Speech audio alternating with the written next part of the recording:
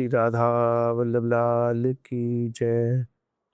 महाप्रभु श्री हरवंश चंद्र वर्जू महाराज की जय। श्री वनचंद्र जी की जय। श्री सेवक जी महाराज की जय।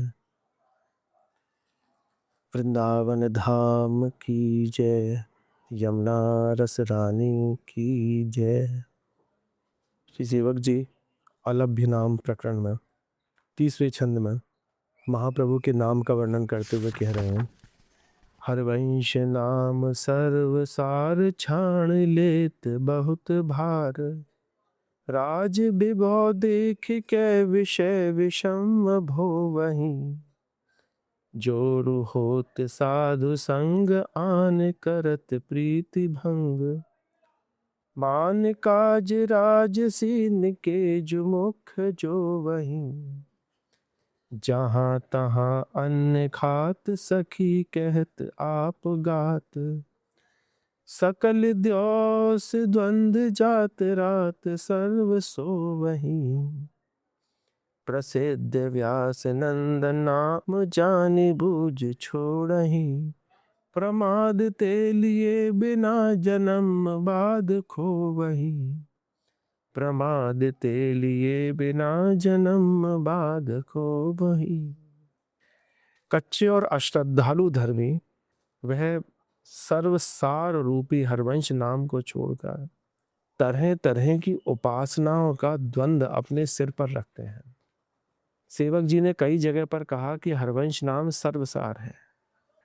भैया नित्य विहार उपासकों के लिए तो एकमात्र सर्वसार हरवंश नाम है और कुछ नहीं, क्योंकि उन्हीं सखी स्वरूपा श्री हित महाप्रभु ने ही इस पूरे जगत को नित्य विहार के पथ पर एक ज्योतिर्मय स्वरूप के रूप में पथ प्रदर्शक बने हैं वो सभी के लिए। इसीलिए कहा उन्होंने कि हरवंश नाम सर्वसार, सब सारों का सार जो है वो हरिवंश नाम है। अब आप इसको कहीं दूसरी तरह से भी देखें कि भैया हरिवंश नाम है क्या। हाँ में हरि है, में राम है, राधा है, वाम में वृंदावन है, साम में सहचरी है। ये चारों ही चीजें मिलके नित्य विहार की उपासना बनाती हैं। वो उपासना जो कि वेदों और पुराणों तक में नहीं है, कहीं पर वो छुपा हुआ उनका सार। इसीलिए कहा गया कि यह तत्व जो है ये सभी तत्वों का तत्व है। जैसे कृष्ण सभी तत्वों के तत्व हैं, उन्हें कृष्ण का भी तत्व अगर देखा जाए तो वो राधा है। और राधा जो है वो अकेली नहीं है, राधा के साथ में राधिका रति निकुंज मंडली हमेशा रहती है, जिसमें उनके लाल जी भी रहेंगे, जिसमें उनके सहचरी गण भी, सहचरियाँ भी रहेंगी, और जिसमें उनका नित्य विहार का केंद्र वृंदावन भी रहेगा। अब इस नित्य विहार को जो छोड़ के कोई दूसरा धर्म अपनाता है, उसके लिए कह रहे सेवक जी कि छाण ले तो बहुत भार, कि वे अपने दिमाग में पता नहीं किन किन चीज़ों का बोझ अपने सिर पर लगा रखा है कि मुझे इस दिन ये करना है, इस तिथि पे ये करना है, इस बार में मुझे ये व्रत रखना है, इस तरह से सारी चीज़ों से जो है सारी चीज़ें इकट्ठी करनी है पूजा के लिए, हवन के लिए। पता नहीं किस किस भार को लेके जो है वो चलता है अपने दिमाग में। यहाँ पर नित्य विहार में ऐसी कोई चीज़ नहीं है, साधन साध्य नहीं है भक्ति।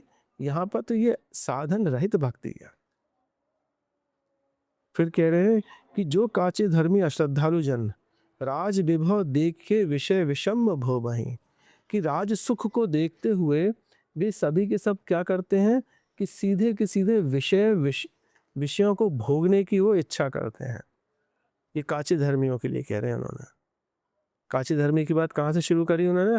हरवंश नाम सर्वसार तो बता दिया अपनी बात उन्होंने।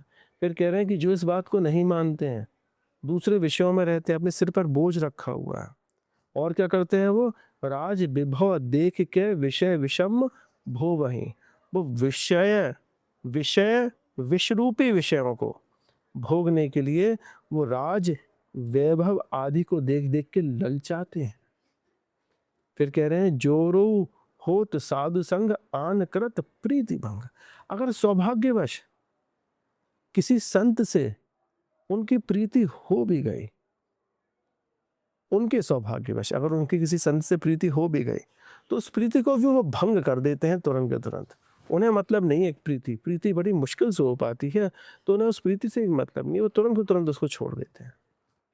फिर कह रहे हैं वे, मान काज राजसीन के जो मुख जो वहीं, कि अपनी झूठी प्रशंसा के लिए वे राज्य सुख को ढूंढते हुए डोलते हैं। राज्य सुख कैसा, कि भैया राज सुख में जो है उनको कोई वाहन मिल जाए, राज सुख में उनका घर बन जाए महल रूपी, राज सुख में उन्हें अच्छे अच्छे कपड़े पहनने को मिल जाए, राज सुख में उनको पैसे मिल जाए, तो उसको देखने उसको पाने के लिए वो राज सुख की आकांक्षा भी कर रहे हैं। फिर और कहते हैं, जहाँ तहाँ अन्न खात सखी कहत आप गात, कि कहीं पर भी कुछ भी चीज़ खा ले रहे हैं, कहीं पे भी कुछ भी चीज़ पी ले रहे हैं, कैसे भी रह रहे हैं, आचरण देखो जी कहा ना उन्होंने बात कि जहाँ तहाँ अन्न खात सखी कहत आप गात। ये सिर्फ अन्न खाने की बात ही नहीं कही जा रही है, आचरण की बात भी कह रहे हैं। यहाँ तो आप मीठे मीठे बन के बोल लिए और कहीं पे गए वहां पर आप जो है लड़ लड़ के दिखा रहे हो, ताल ठोक ठोक के। आपके स्वरूप जो है वो बदल गए ना। और फिर आप क्या कह रहे हो कि भैया मैं जो हूँ वो सखी स्वरूप हूँ, नहीं मानी जाएगी बात। ये क्यों? क्योंकि इसी में देखिए पहले भी मैं हमने कही इस वाली बात को कि भैया मिठास जो होगी वो ऊपर से लेके अंदर तक होती है मिठास। ऐसा नहीं है कि अंदर मिठास है ऊपर नमकीन है, तो फिर ऊपर मीठा अंदर नमकीन, ऐसा नहीं है। अगर मीठी चीज़ है तो वो मीठी चीज़ है। तो सखी स्वरूप में यही वाली बात कही कि आप अपने आप को सखी स्वरूप कह रहे हो, कहीं पर भी जाके खा रहे हो, पी रहे हो, रह रहे हो, कुछ भी कर रहे हो, ऐसा नहीं है। सखी स्वरूप अगर आप धारण कर रहे हो तो आपका तो एकमात्र ध्येय यही रहेगा कि आप श्री जी के प्रसाद से ही जो है अपना जीवन चलाओगे। चरणामृत और प्रसाद और कुछ नहीं, उनको देखना, उनको सुनना, उनको बोलना, उनका ही प्रसाद ढूंढन खाना। देखिए कितनी अच्छी गाइडलाइन दे रहे हैं सेवक जी इस वाली बात में कि आपका भाव नहीं बन रहा है तो प्रभु के प्रसाद पे रहो। प्रसाद में रहोगे तो निश्चित है वो महाप्रसाद का ऐसा तेज स्वरूप है, इतना इतना ज़्यादा उसके अंदर ताकत है कि वो आपको कहीं ना कहीं परिवर्तित कर देगा। इसीलिए तो सभी लोग भोग कहते हैं ना कि भैया भोग पाना है, प्रभु का प्रसाद पाना है, किन का मिल जाए हमें। तो यही बात है कि उस प्रसाद की ऐसी अपरिमित शक्ति या अपरिमित शक्ति है कि वो कुछ भी करा सकती है आपसे। फिर कह सकल द्योस द्वंद्व जात रात सर्व सो वहीं, कि दिन भर जो है वो तो द्वंद्व और द्वेष दूसरे के देखने में निकाल दिए और रात में जो है तान दुपट्टा जो है वो सो रहे हैं। ये कच्चे धर्मियों के लिए कह रहे हैं।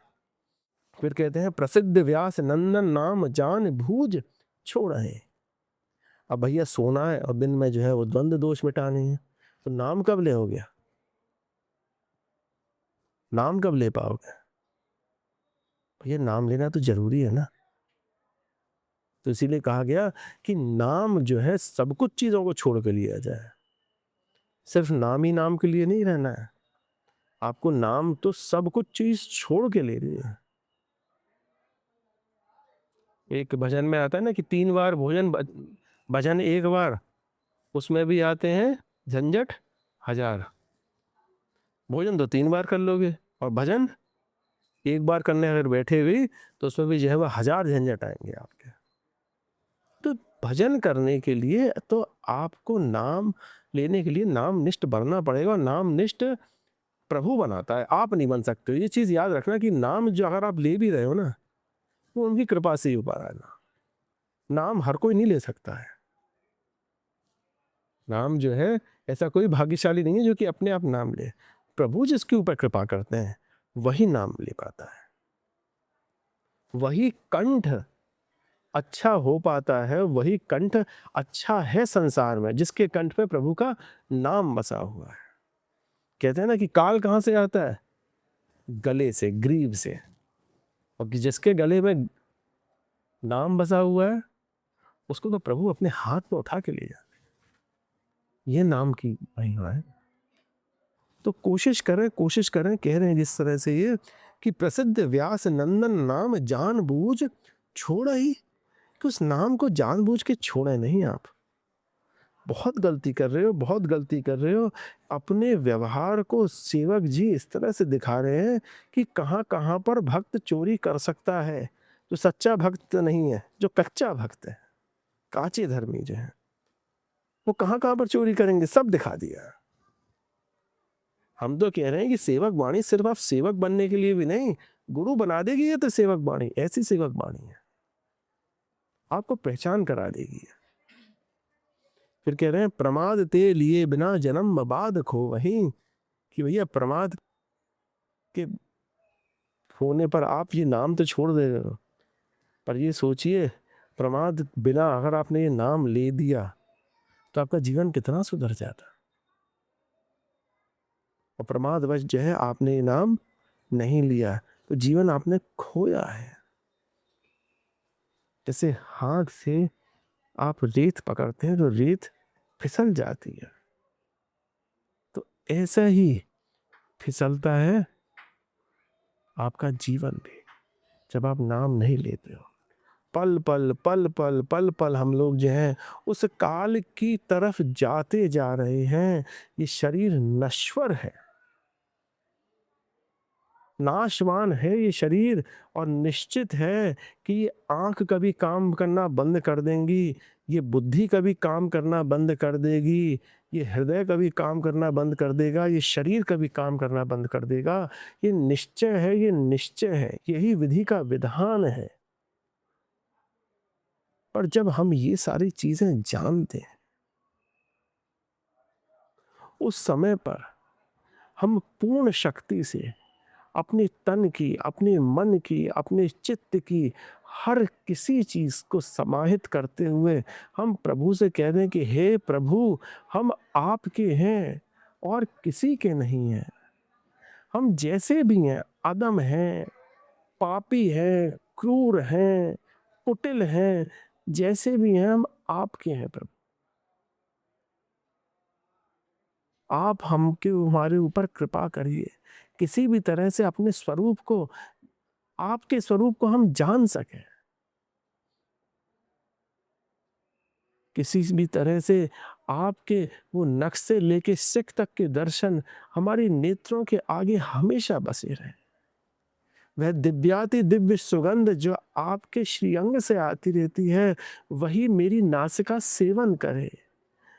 उन सुंदर नूपुरों की पायल की झनकार मेरे कानों में हमेशा आवाज आती रहे।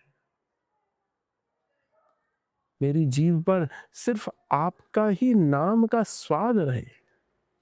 हे प्रभु, कृपा करो किसी भी तरह से आप मुझको अपनी सखी बना के इस नित्य विहार का अंग बनाओ। हे प्रभु, इस नित्य विहार का अंग बनाओ, तभी जाके मेरा ये जीवन सफल हो पाएगा। और इसके लिए आप जितना भी इंतजार कराओगे मैं करने को तैयार हूं। तो हमको कोशिश करना है इसी बात के लिए कि किसी भी तरह से इस हरवंश नाम सर्वसार जो कह रहे हैं सेवक जी, इसको हम नहीं छोड़ें।